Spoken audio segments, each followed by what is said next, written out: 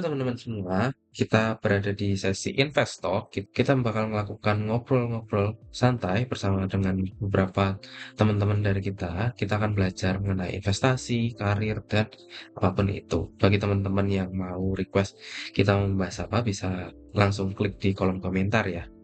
Kita hari ini kedatangan tamu yaitu Ko Arvin Honami. Beliau adalah seorang konten kreator. Teman-teman bisa follow di Instagramnya Arvin Honami.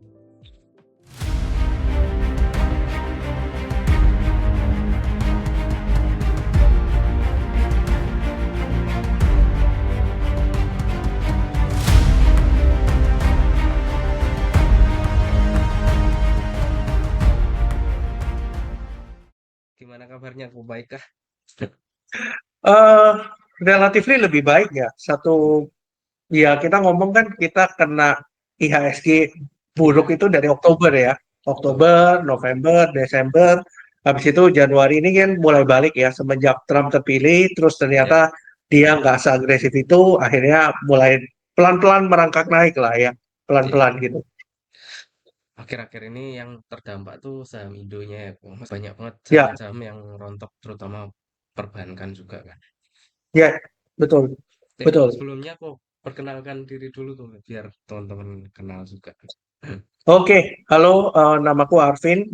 Aku investment content creator di Instagram dan TikTok. Sering banget diundang jadi pembicara di universitas juga, Ah ke iya, brand juga gitu. Jadi insight-nya mungkin kalau ditanya lebih kuat di mana, lebih kuat di ekonomi makro sama sama analisa emiten gitu ya. Jadi hmm, pendekatannya itu lebih ke top down gitu. Meskipun hmm, nggak hanya fundamental, tapi kan untuk nentuin entry point itu kan pakai technical segala macam. Jadi iya, hampir semua bisa menguasai sih kalau dari aku pribadi gitu. iya. Kebetulan kalau bicara masalah analisis fundamental kan ada dua teknik juga kan, kok, yang dari Ya, bottom up sama top to down. Berarti pokoknya lebih ke top to down dari analisis makro sampai baru ke perusahaan-perusahaan apa yang yes, efek ya. Nah, betul, betul.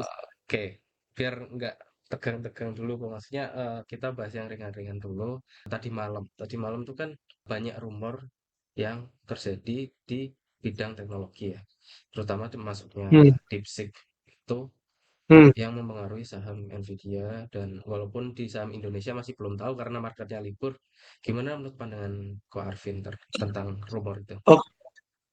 Oke, sebenarnya mengenai DeepSeek ya, DeepSeek ini kan yang bikin Nasdaq turun banyak ya, karena kebanyakan emiten-emiten yang ada di Nasdaq itu kebanyakan ada emiten yang bergerak di semiconductor ya, yang besar-besar, terutama Nvidia, terus ada beberapa seperti TSM, ASML dan sebagainya gitu ya. Dan mungkin banyak orang yang nggak paham kenapa kok Nasdaq-nya itu jebol, karena mungkin sedikit konteks ya, mungkin buat teman-teman yang nggak seberapa ngerti konteksnya kenapa kok jebol. Intinya adalah untuk membuat sebuah teknologi AI itu tidak mudah, gitu. Tidak mudah dan untuk compatibility-nya atau equipment-nya itu perlu yang super canggih. Dan kebanyakan itu adalah semiconductor yang sangat-sangat canggih gitu. Dan yang menguasai itu adalah blok-blok barat gitu, seperti Nvidia, TSM, ASML, itu kan semua blok barat ya. Dan kalau kita lihat memang Amerika ini mau memonopoli gitu, Hmm, ibaratnya mau memonopoli teknologi ini sehingga mereka itu harus namanya mereka itu akhirnya tidak boleh mengekspor chip-chip yang advance itu ke negara lain. Tujuannya supaya perkembangan teknologi di negara lain itu tidak sesignifikan dibandingkan dengan Amerika gitu. Nah, kemarin muncul satu platform yaitu DeepSeek. DeepSeek ini adalah AI asal China gitu ya, dengan biaya yang sangat murah dan dengan teknologi yang nggak segitu advance butuhnya gitu loh, nggak butuh semiconductor yang se-advance itu. Nah, sekarang itu investor lagi questioning gitu, apakah penggunaan semiconductor seperti Nvidia dan segala macam ini masih diperlukan nggak sih? Atau kedepannya bisa digantikan dengan teknologi yang jauh lebih murah dan tidak perlu terlalu advance gitu sih. Makanya kenapa indeksnya jebol semua gitu, iya, kurang berarti lebih kalau gitu. indeksnya yang terjadi tadi malam, karena kan market US kan juga terbuka ya. Wah, tadi malam marketnya itu Nvidia Hmm. koreksinya cukup dalam, hampir Ju- ju- 16, hampir Ya, 17%. 17%. Salah satunya juga yang terpengaruh Microsoft ya, Bu, karena dia kan punya OpenAI juga ya. Ya, betul, betul. Nah, Jadi mereka ini lagi apa ya, perang perang teknologi lah ya antara si China dan US-nya gitu. baik di Indonesia itu kan juga banyak perusahaan teknologi, terutama bank digital. Apakah nanti bakal terpengaruh atau enggak nih, Bu? Atau dengan perusahaan-perusahaan lain Hmm, yang akan terpengaruh? untuk saham-saham Indonesia kayaknya nggak begitu berpengaruh ya. Kalau kita lihat memang secara langsung itu tidak ada hubungan. Contohnya misalnya kayak perkembangan AI dan segala macam itu kan sebenarnya most of our companies di Indonesia itu nggak banyak pakai, maksudnya belum punya exposure yang begitu besar terhadap AI ini gitu. Jadi kalau dibilang apakah berpengaruh, kayaknya nggak begitu berpengaruh ya. Mengenai bank digital segala macam itu kayaknya juga nggak begitu berpengaruh karena ya balik lagi, memang yang kena ini kan bagian semikonduktornya. Cuma kalau ngelihat dari sisi China-nya, artinya kan China ini berpeluang untuk nyalip Amerika dalam segi teknologi gitu. Nah, tapi kita masih masih perlu lihat lagi kira-kira efeknya ke market itu seperti apa. Kayaknya sih nggak begitu ngefek ya, karena kita itu lebih banyak, satu, kita itu sudah shifting. Kalau teman-teman tahu dulu, kita itu mungkin ikut Dow Jones segala macam. Kalau teman-teman lihat pergerakan IHSG dengan Dow Jones ini sudah berbeda, gitu, berbeda arah. Kalau teman-teman lihat, kita itu lebih condong ikut ke Shanghai Composite yang ada di Ah, China. Karena kita kebetulan dominan transaksinya atau dominan dominan ini ya, foreign partnernya itu dengan China gitu. Jadi gitu sih, yo. oke oke. Berarti yang nggak terlalu berpengaruh, tapi kita perlu pantau juga ya, kok buat apa namanya perkembangan market juga di hari berarti openingnya di hari Kamis ya kok untuk perdagangan pertama di minggu ini. Terus Ya, kita bahas lagi, mungkin yang dekat-dekat ini kan kalau sesuai sama kalender, kemarin kan juga sudah ada rilis core CPI di Amerika Serikat kan juga cukup membaik ya kok. Terus juga jobless claim dan juga sebentar lagi kan bakal rilis suku bunga The Fed itu tanggal 30. Gimana pandangan dari Ko Arvin sendiri?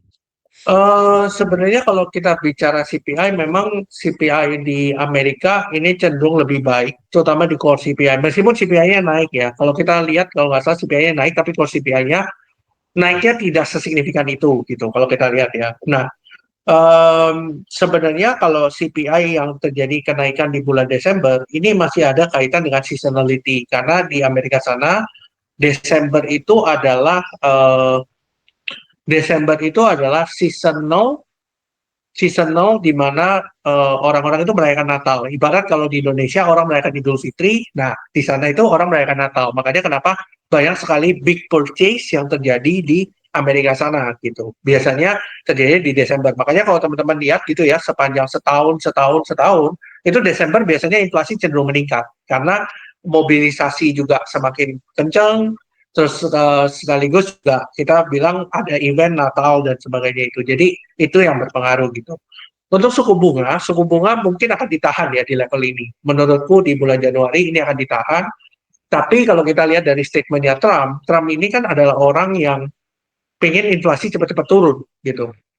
Karena kalau inflasi turun, itu menyebabkan semua ekonomi itu bisa berjalan kembali dengan normal gitu. Karena kemarin-kemarin kalau kita ingat zamannya Biden, inflasi itu kan cukup tinggi ya. Dan sekarang itu memang berusaha diredam. Cuma diredamnya inflasi di US saat ini itu adalah karena dua hal. Satu adalah mengenai imigran yang dia masukin banyak, sama impor dari China yang luar biasa banyak. Makanya kenapa kalau teman-teman lihatin, Trump yang kali ini itu berbeda dengan Trump waktu tahun 2016. Karena kalau teman-teman lihat, Trump tahun 2016 itu Trump yang bisa neken negara manapun untuk dikasih tarif langsung. Berbeda dengan Trump kali ini, karena Trump kali ini kita bisa melihat defisit neraca Amerika itu sangat sangat ini sudah sangat defisit gitu, terutama di zamannya Biden karena dolarnya begitu kuat. Ya ibaratnya kalau dolar begitu kuat, ngapain kita manufaktur sendiri? Akhirnya impor dari negara lain jauh lebih murah gitu. Makanya kenapa Trump itu tidak berani atau quote unquote kayaknya dia memperhitungkan gitu. Kira-kira kalau gua naikin tarif sekian, itu hasilnya seperti apa gitu.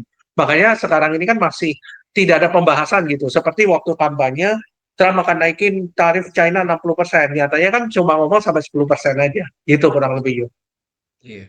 Berarti kalau semisal perkiraan dari suku bunga ini bakal ditahan, itu kira-kira ada sektor-sektor apa aja yang dipengaruhi? Kita bicaranya yang di market US dulu ya, kok. Nanti kita kan kalau yang di suku Hmm. bunga yang Indonesia kan juga nanti bakal yang mengeluarkan kebijakan adalah Bank Indonesia. Kalau Ya, sektor-sektor apa aja kok kira-kira yang di Amerika Serikat yang bakal terdampak baik maupun buruk mungkin. Supaya kita bisa lihat ya. peluangnya seperti apa. Kalau market US, aku rasa perbankan akan diuntungkan ya, karena memang dengan suku bunga yang makin turun, harapannya purchasing power itu bisa kembali naik gitu ya, dan mungkin tidak ada, mungkin akan lebih sedikit bad debt yang ada di Amerika. Itu yang pertama. Yang kedua, kalau memang benar ya, ini akan meningkatkan purchasing power dan segala macam, maka consumer goods akan menarik gitu. Dengan catatan consumer goods yang tidak punya dependensi terhadap China gitu dari supply-nya, karena kalau dari China kan ada hubungan nanti mengenai tarif dan segala macam. Kayaknya yang mengenai consumer goods justru akan menarik untuk diperhatikan.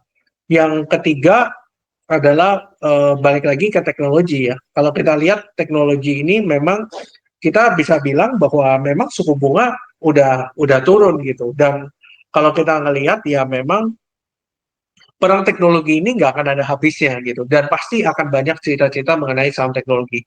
Jadi memang kalau aku pribadi untuk invest di US stocks, aku cuma invest di something yang nggak ada di Indonesia. Contoh semiconductor itu kan nggak ada di Indonesia kan, gitu. Semiconductor nggak ada di Indonesia, terus ada beberapa sektor-sektor lain, mungkin sektor defense misalnya, itu kan nggak ada di Indonesia. Jadi seperti itu sih. Jadi yang aku lihat di sektor US ini hanya untuk diversifikasiku untuk ke sektor lainnya gitu di US. Kurang lebih kayak gitu sih. Oke, apalagi kan kalau kita bicara masalah market US ya, kok. Itu kan masih dikuasai kurang lebih banyak sekali perusahaan-perusahaan teknologi yang kayak Yes. Nvidia, PayPal, Apple, yang dimana dia memang core bisnisnya itu kan lebih ke pengembangan teknologi dan juga AI karena akhir-akhir ini kan Yes. AI itu jadi salah satu platform penting yang atau ini bisnis penting yang mereka utamakan apalagi kan kayak semisal kemarin itu Trump juga sudah menandatangani bahwa dia mau bekerja sama dengan OpenAI, Microsoft makanya kemarin juga Nvidia sebelum kemarin turun secara signifikan karena isu ini kemarin kan juga sempat naik signifikan karena Trump juga mendukung perkembangan AI di Amerika Serikat ya. Ya, betul. Nah, kita langsung kembali ke Indonesia.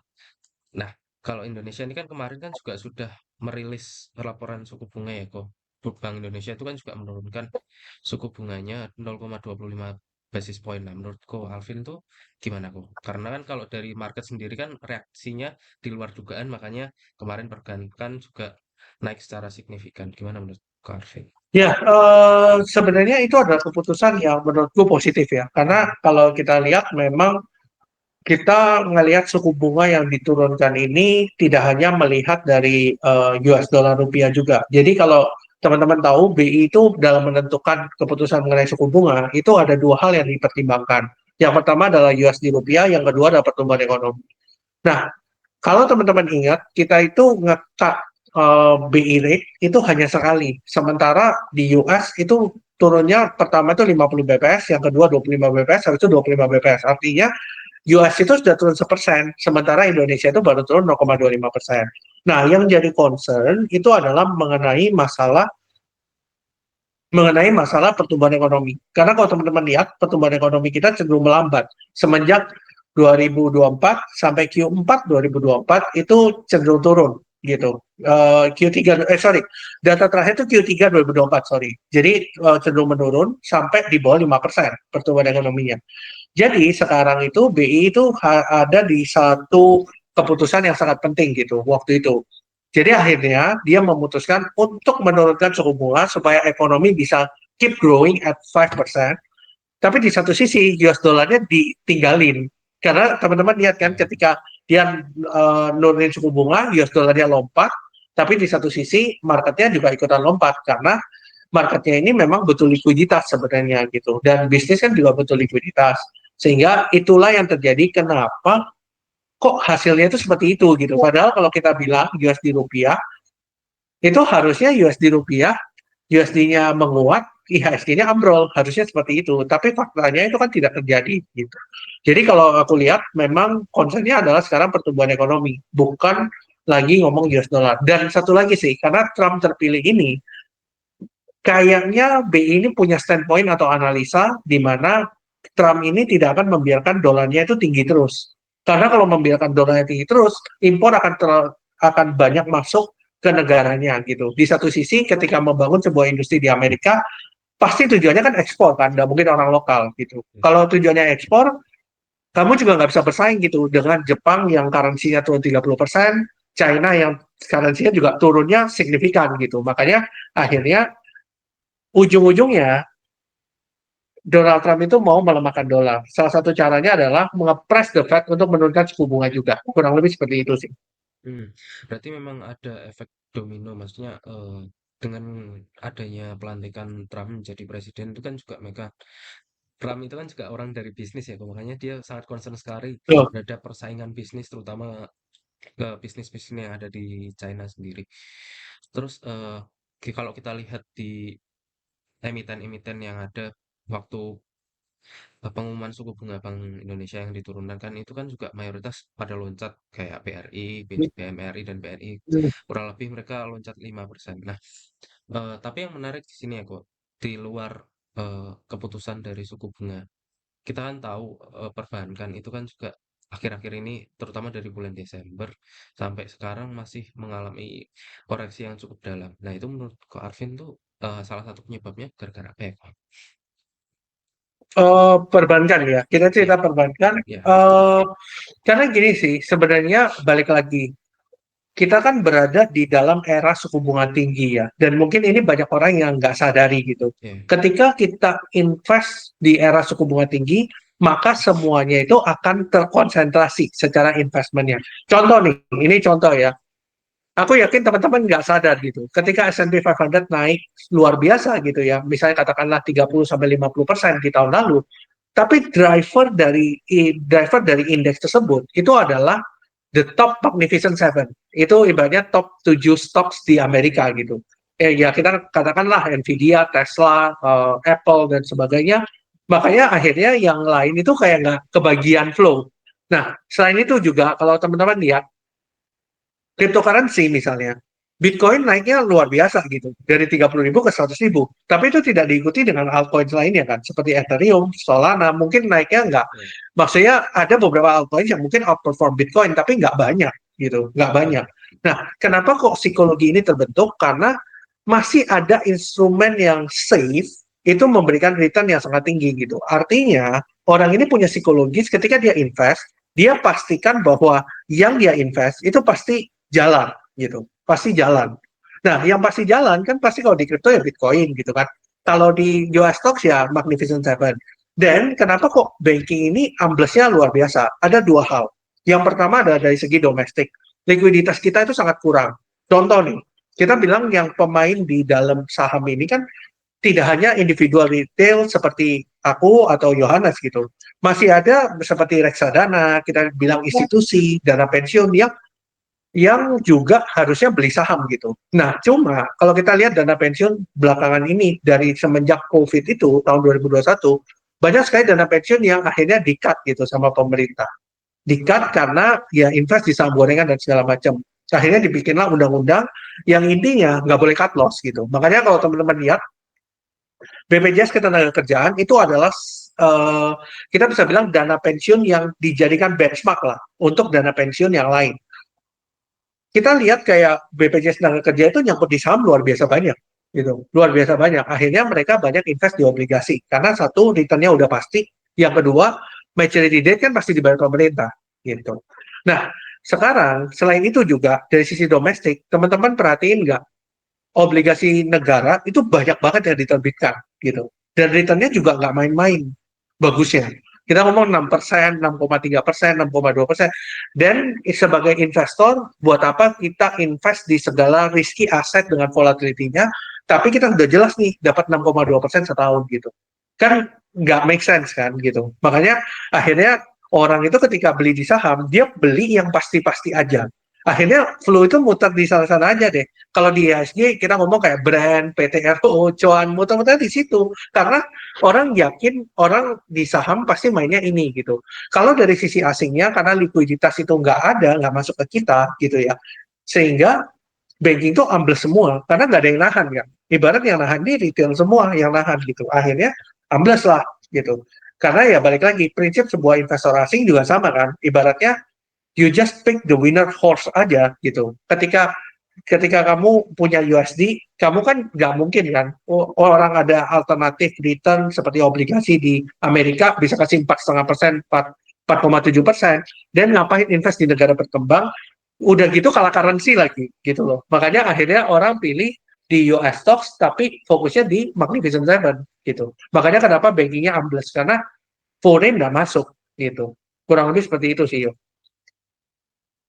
Jadi memang fokusnya juga masih terfokus di saham Amerika juga ya. Karena kalau kita bicara masalah market di Indonesia juga masih dikuasai dari investor-investor asing, bukan investor retail.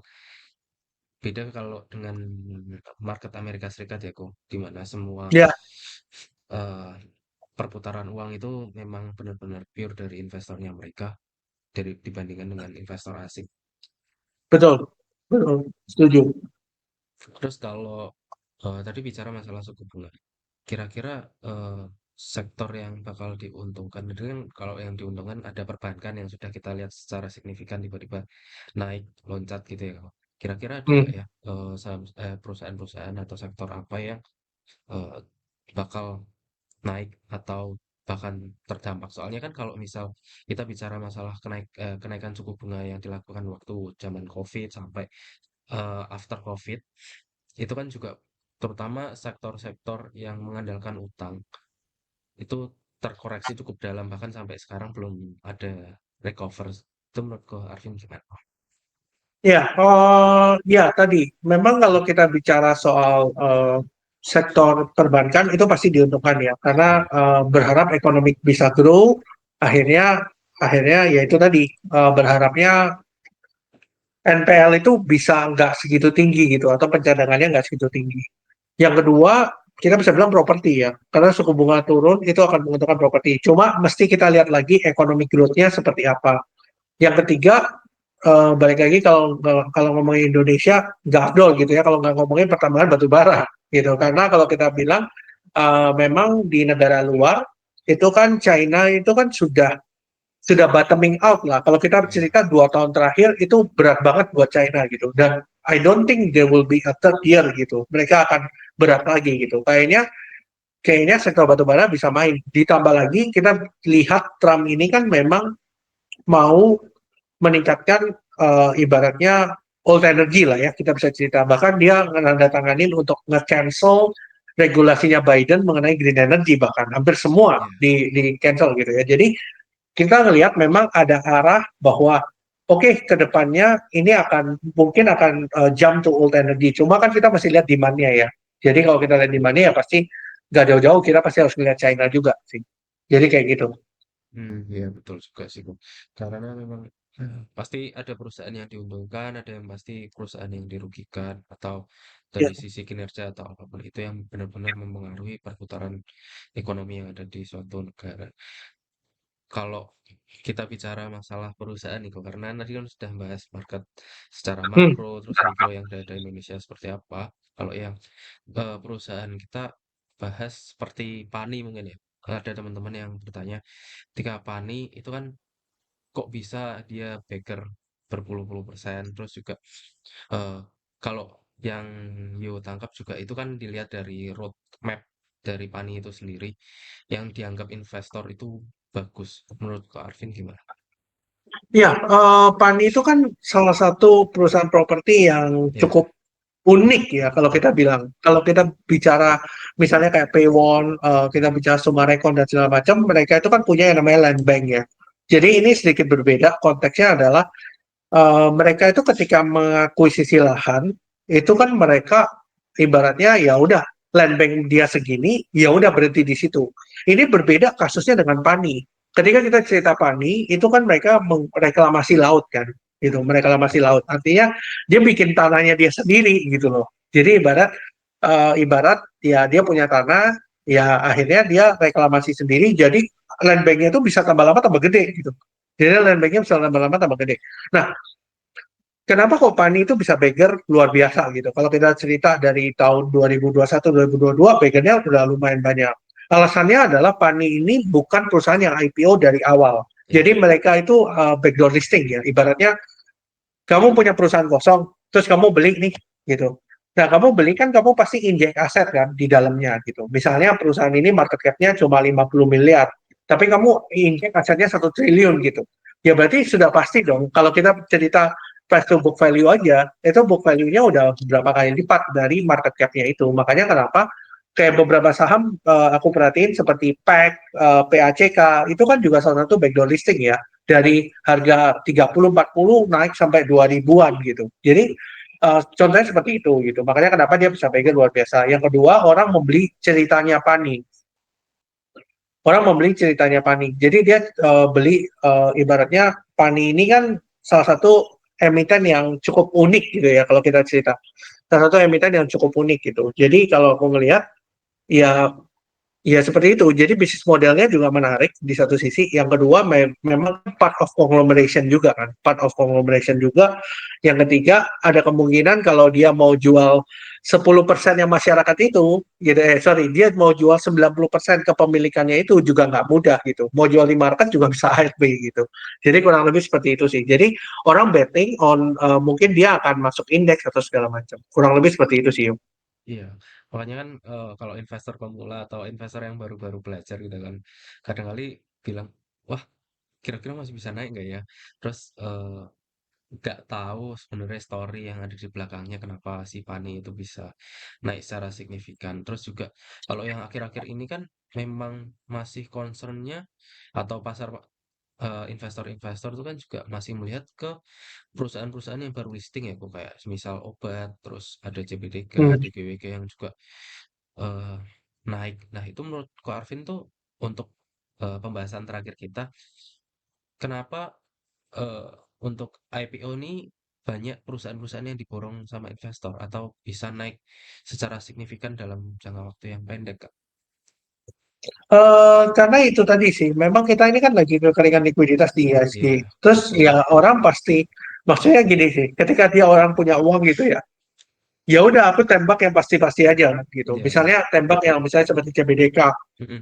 atau Ratu, orang Iya, tahu gitu bahwa ini itu adalah bagian dari konglomerasi. Ibaratnya kalau secara logika berpikirnya, masa sih nggak digoreng gitu. Gitu. Jadi akhirnya orang chip in lah semua di sana gitu. Apa yang terjadi ketika orang chip in di sana ya pasti oversubscribe kan, udah iya pasti betul. gitu. Nah, ketika oversubscribe ya untuk ngarahin itu jauh lebih gampang gitu. Karena orang sekarang ini di tengah suku bunga tinggi, mereka itu pasti menghitung risk to reward-nya gitu. Ketika mereka ngitung, oh, ketika aku keluarin misalnya, contoh ya, ini logika Iya. sederhana. Aku ambil dana dari misalnya bank digital gitu. Mm-mm. Misalnya bunganya 6%. Bisa nggak sih kita ketika taruh di instrumen misalnya IPO, misalnya kita kan nggak mungkin dapat 100% kan, misalnya dapat 5% atau 7%. Nah, bisa nggak sih ngalahin bunga dari bank digital itu? Contohnya seperti itu sih. Itu logika Mm. berpikirnya kenapa ketika suku bunga tinggi, semua dana itu akan justru terkonsentrasi di satu titik gitu. Mm. Makanya yang aku cerita tadi sebelumnya, suku bunga tinggi ini berbeda loh ceritanya dengan yang Iya, sebelum-sebelumnya gitu. Kalau kita cerita sebelum-sebelumnya mungkin suku bunganya rendah, orang itu bisa take risk anywhere gitu loh maksudnya. Pasti kan dapat return jauh lebih besar lah. Nah, sekarang itu orang menghitung risk to reward-nya nih sekarang gitu. Ketika ngambil dari suku bunga yang tinggi, ketika aku lempar ke instrumen ini, bisa ngalahin nggak sih returnku yang ini gitu. Itu yang mereka pikirin sih. Jadi seperti itu. Yo. iya. Oh, jadi memang karena fluktuasi yang terjadi di market juga ya kok buat aliran dana itu memang enggak yang terpecah kemana-mana tapi terkonsentrasi sama beberapa bidang. Ya, Untuk eh, kita sudah sampai di penghujung nih kok. Kira-kira ada closing statement dari Ko Arvin nggak ya? Kita kan juga sudah belajar tadi dari makro ekonomi yang dari makro, mikro, kita bahas suku bunga, inflasi dan segala macam. Eh, Pesan-pesan atau closing statement Koko buat investor yang baru, pemula atau Oke, apapun itu. closing statement buat investor pemula ya.